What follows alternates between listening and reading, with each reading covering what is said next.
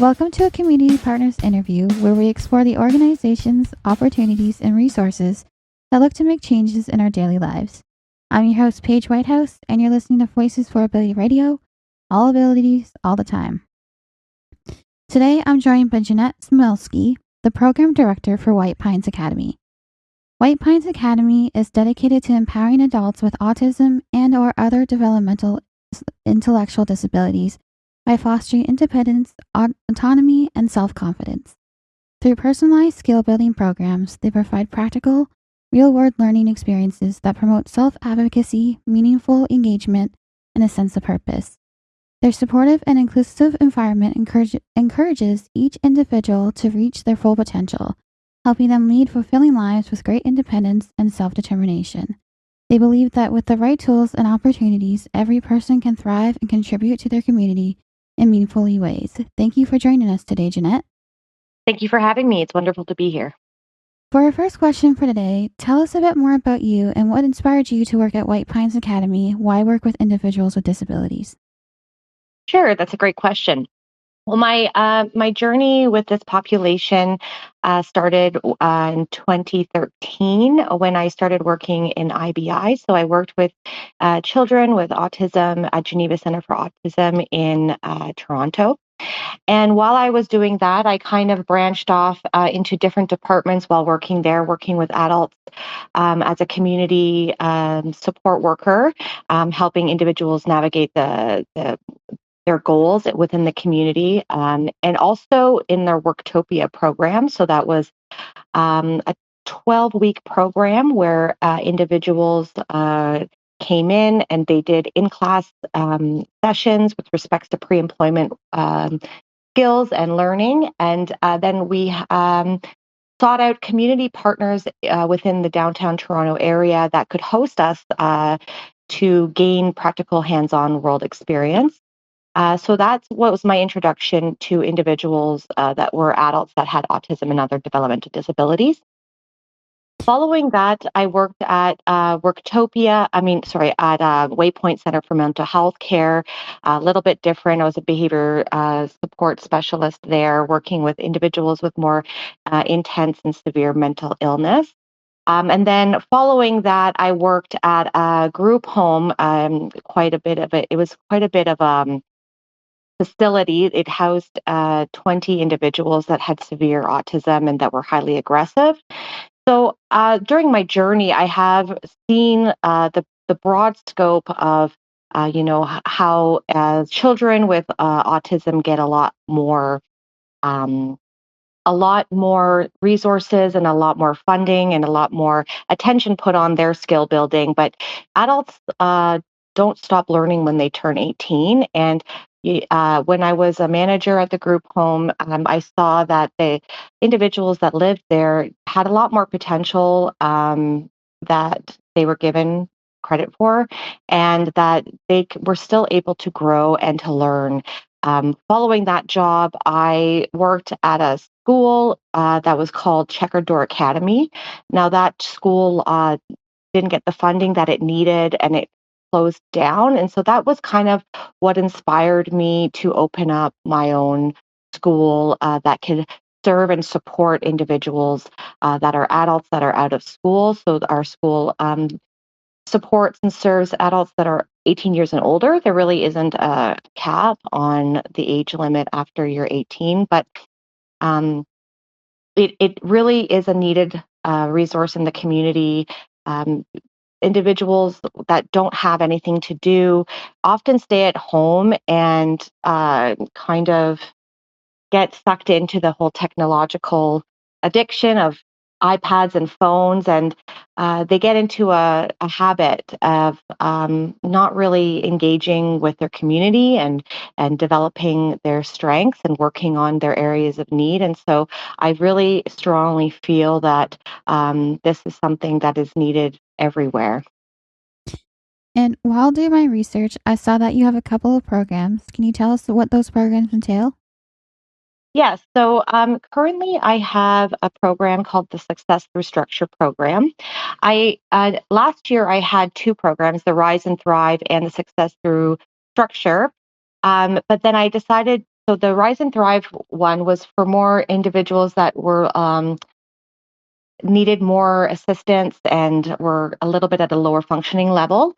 And then the Success Through Structure program was more of your quote unquote typical autism functioning. During our summer camp program, they got to meet each other, and I really saw that they were able to observe each other and engage with each other and learn from each other. So I amalgamated both together. And so now they are in one program, the Success Through Structure program. So this program, it runs on Tuesdays, Wednesdays, and Thursdays. And upon registration, I conduct a skills assessment with the individual. I utilize the ABLE, so the assessment of basic language and learning skills. This is done in IBI settings. It's a quite extensive assessment that can assess individuals on communication skills, gross motor skills, fine motor skills, matching, visual performance, math skills, English skills. It's very extensive. And and I also use the assessment, the functional living skills assessment, which is mostly used on adults, and it has different domains like home skills, community skills, school skills, etc. And I've amalgamated. I took what I needed out of all of those assessments and kind of made my own.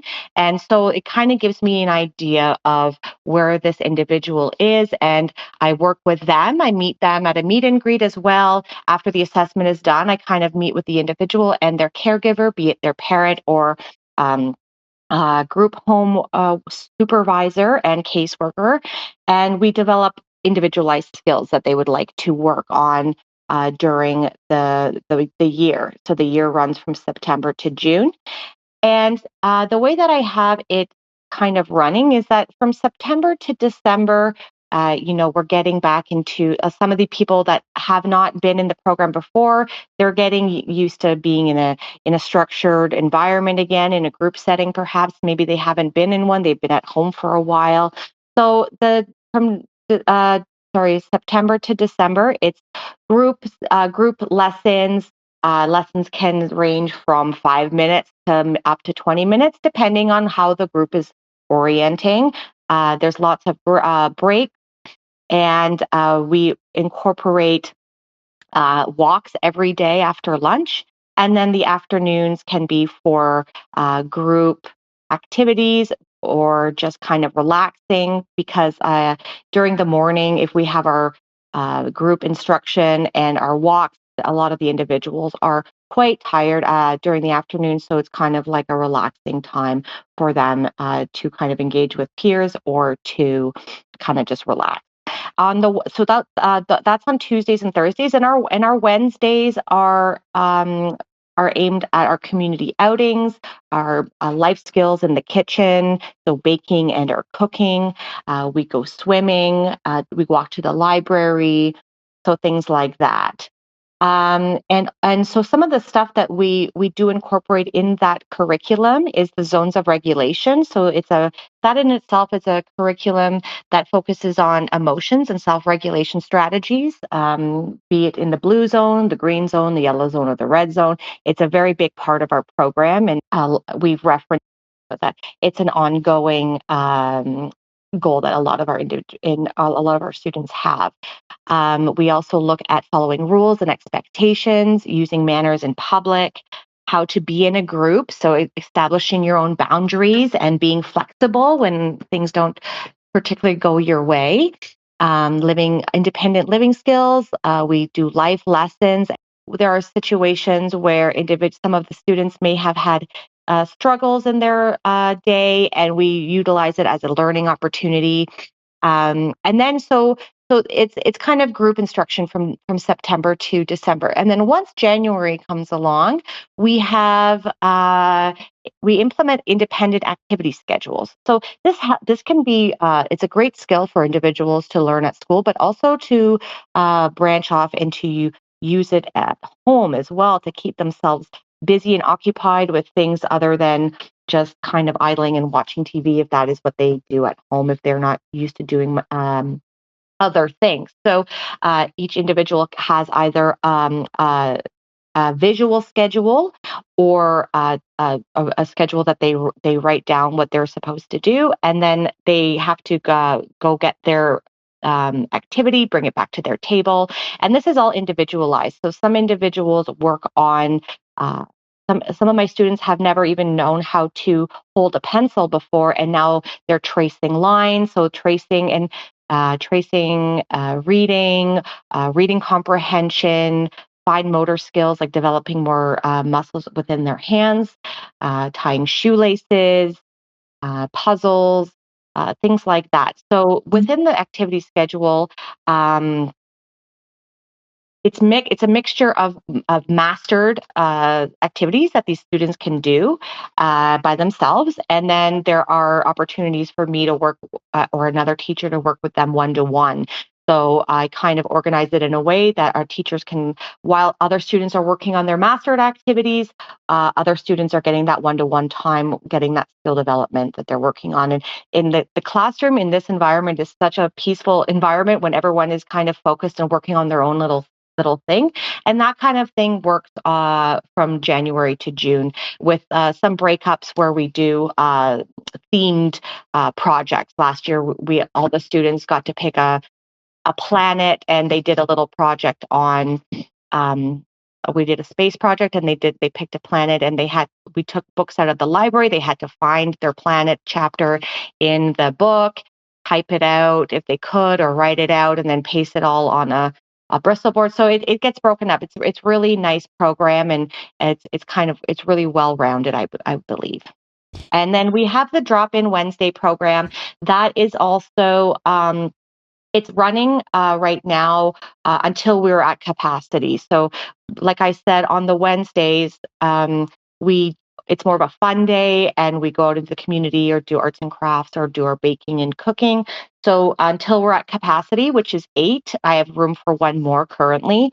Until we're at capacity, we are opening up our Wednesdays for individuals that don't want to commit to a full year of programming, but perhaps might want to come in for the social aspect and the fun outings that we partake in.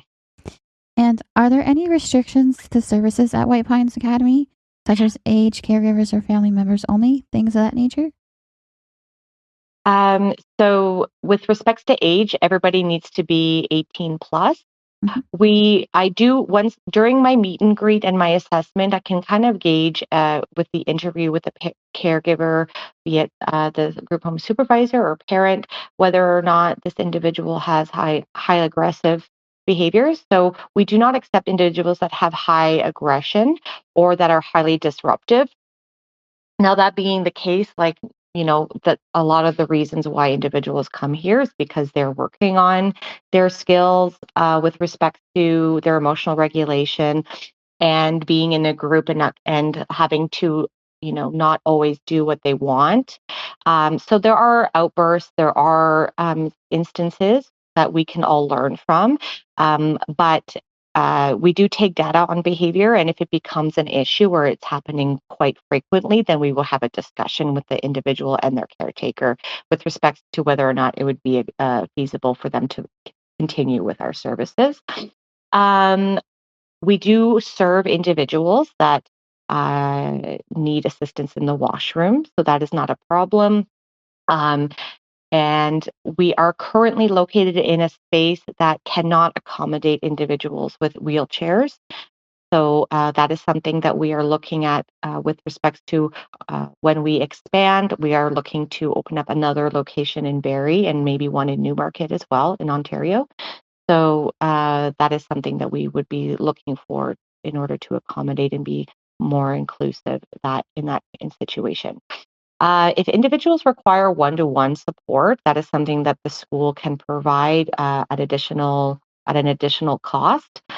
We currently run at a maybe 1 to 3 to 1 to 4 ratio, and some of the students do require some more assistance with walking or going to the washroom, and it's not one-to-one support is not something that I would suggest right off the bat. We could see how they would be um, you know, integrated within into the classroom. And then if that is something that is determined that would be beneficial, that's something that we could look at.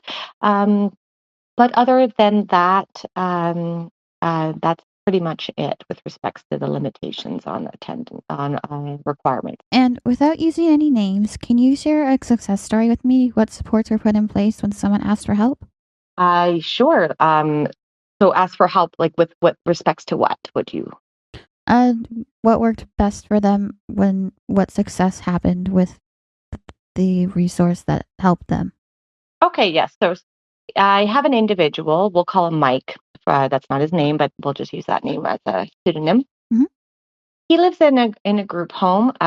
He's highly vocal. He's highly verbal, and unfortunately, he finds himself living in a group home that has more individuals. That his roommates have higher needs and are all nonverbal, and so he can get quite attention seeking, which is understandable. He doesn't see his family at all, too, so um, he can get quite attention seeking, and he may start, getting into the habit of seeking out attention that might not be the best attention because any attention is good attention with respect to when you look at function of behavior. And, he was very good at the beginning. And when Christmas came around, um, the honeymoon phase of joining the school kind of went down the hill because his anxiety levels started getting quite high due to him not knowing whether or not he was going to go home for Christmas to see his father. And so I they all have reinforcements. We use reinforcement at the school, so all of the students have their own little individual whiteboards, and we determine at the beginning of each day how many check marks we're going to earn for the day. And so it changes every day. We kind of vote on it as a group. And so, using strategies, I had made a strategy binder for this individual for at school and at home that had, um, strategies like coping thoughts, replacement thoughts for perhaps negative things that he would perseverate on. And so he was getting check marks for using strategies. And he was quite smart and figured out that if he put himself in, the blue zone or the yellow zone, so, something that's not happy, right? Not in the green zone or even in the red zone. And then he successfully used a strategy because we have strategy posters on on the walls and they all have their individualized strategies as well per student. So he found that he would get check marks for using his strategies. So he would purposely put himself in a different zone so he could use a strategy and get check marks, and then get his like coffee or tea or something like that or one-to-one time, which was one of his rewards. So in the new year, I had to put in a group contingency, a group token board, a group. So, what happened there? So he was having a behavioral disturbances at like 100% at least once a day in order to get these check marks. And I put a group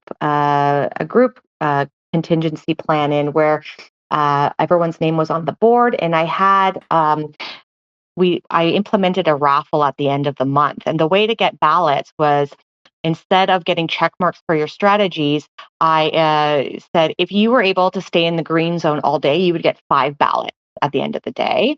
If you got out of your green zone but used a strategy quickly, and got back on track, you would get one. So there was like a motivation for him to stay in the green zone, and he would be rewarded more for staying in the green zone, then and get 5 ballots instead of one. And then there's like, I followed the schedule all day, I get a ballot. I was a good friend, I get a good ballot.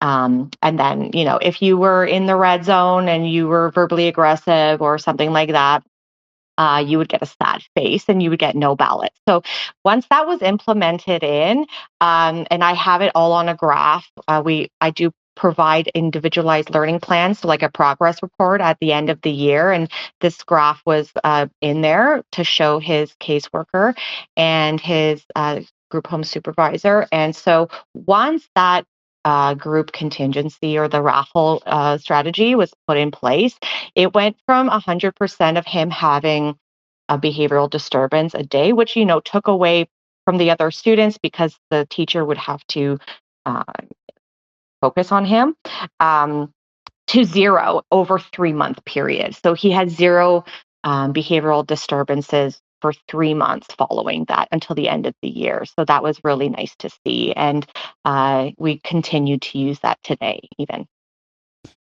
And what is the one thing you see happening over and over again to individuals with disabilities that shouldn't be, and how do we stop it? Right off the bat, when you said that, I right away thought of like people making decisions for them without their input, right? Mm-hmm. Um, so it doesn't matter what the functioning abilities of these individuals are, even if they're nonverbal. I think uh, when you have meetings with them, oh, and their caregiver, and it's about them, they're not being spoken to, they're not being looked at, and they're not being included in the meeting, and or especially when it's about them. And so I think that is very disheartening, and it's something that should change in a lot of environments. So incorporating their own decision making, and it doesn't need to be it doesn't need to be as straightforward or like encompassing to like the final decision, but making them involved as much as possible in their daily life decisions, offering choices, especially, even in the group home. I saw this a lot as well, where this is their house, and a lot of the times decisions were made for them that didn't need to be made for them, where they could have had a choice to do as well. So self autonomy and learning how to self advocate for yourself, like with that individual Mike that I was talking about. He often says stuff to me about how he gets told what to do at the group home and things. And I say, well, why don't we practice on how you can ask what you need for what you need, and then I can be with you when when you speak to the staff, but it's you talking, it's not me, right? So Yep. I think just not assuming that individuals don't have anything to bring to the table when it comes to their own well-being, and just making sure that we incorporate them in decision making when it involves them. And are there any events coming up for White Pines Academy? We do have our very special Christmas concert that we are putting on December the 18th. Currently, it's just for students and parents and caregivers, but down the road we might open it up to the public. But we have been practicing. Invited my one student. He plays a keyboard and or piano, and he's been taking lessons for since he was younger. And his teacher is has been coming in twice a week to help him practice for it. He's going to have a solo. So I really encourage, and I have great joy inviting like the greater community. That saying, it takes a village to raise a child. Well, it takes a community to really get the best out of um, individuals that have special needs. And I think if we all work together, that is a great opportunity. So we have one gentleman playing the keyboard and doing a solo with his teacher. I have another guitar teacher coming in for another student that helps them and sits beside him during the concert. And we have another student that's playing the xylophone during our singing. So we have like about 5 different songs, and then all the other students have like little percussion instruments that they're playing, and the gentleman on the xylophone has a solo as well.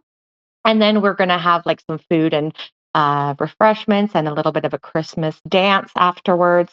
So that is what we have in December. And then in June, we also have a prom. But that's it for now with respect to events that we hold.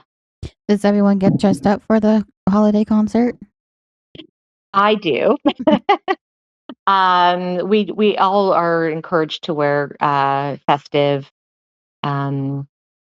festive colors, and Santa does bring me some gifts to bring to the to give to the students as well from him. So that's nice to see.